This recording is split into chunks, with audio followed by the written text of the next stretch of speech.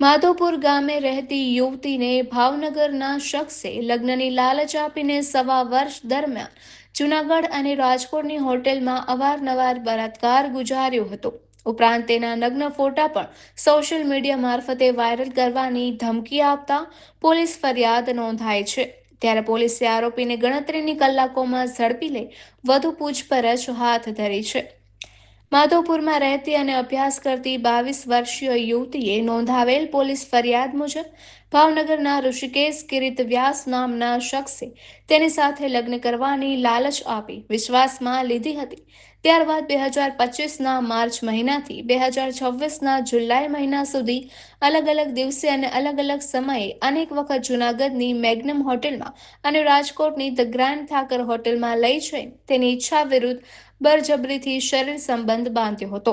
એટલું જ નહીં, પરંતુ આ શખ્સે યુવતીના ગુપ્ત ભાગમાં સેક્સ ટોયઝનો ભાગ નાખીને તેના ન્યૂડ ફોટા પણ પાડ્યા હતા અને ત્યારબાદ આ નગ્ન ફોટા સોશિયલ મીડિયા મારફતે વાયરલ કરવાની ધમકી આપીને જેમ ફાવે તેમ ગાળો આપી હતી.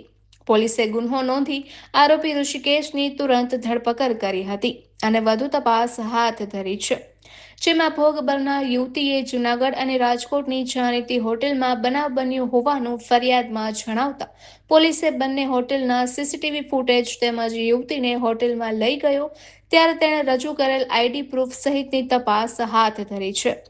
બનાવે માધવપુર સહિત સમગ્ર પંથકમાં ચકચાર મચાવી છે. નિપુલ પોપટ, પોરબંદર ટાઈમ્સ. ગઈ તારીખ 28/7/2024ના રોજ માધવપુર પોલીસ સ્ટેશન ખાતે માધવપુર પોલીસને એક પીડિતાની એવી ફરિયાદ હકીકત મળેલી છે. જેના આધારે માધવપુર પોલીસ સ્ટેશનમાં ગઈકાલે દુષ્કર્મનો એક ગુનો દાખલ કરવામાં આવેલો છે.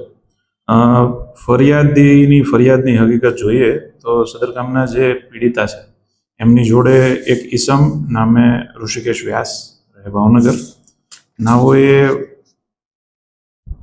મેડિટેશન કેમ્પમાં પરિચય કેળવી એમને લગ્ન કરવાની લાલચ આપી પોતાની વાતોમાં ભોળવેલા છે અને પીડિતાને લગ્ન કરવાની લાલચ આપી ભોળવી એમને વિશ્વાસમાં લઈ રાજકોટ અને જૂનાગઢ ખાતે અવારનવાર અલગ અલગ જગ્યાએ લઈ જઈ પીડિતાની ઈચ્છા વિરુદ્ધ પીડિતા સાથે શરીર સંબંધ બાંધી તેમના જે અણછાતા ન્યૂડ ફોટોઝ જે છે એ પાડી અને પછી વાયરલ કરવાની ધમકી આપી પીડિતાને જેમ તેમ ભૂંડી ગાળો બોલી આ કામના આરોપીએ ગુનો કરેલો છે.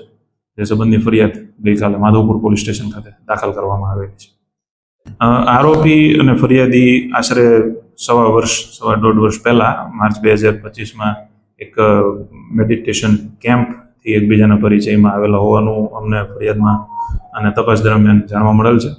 હાલ માધવપુર પોલીસે સદર ગામના જે આરોપી છે ઋષિકેશ વ્યાસ એમની અટક કરેલા છે.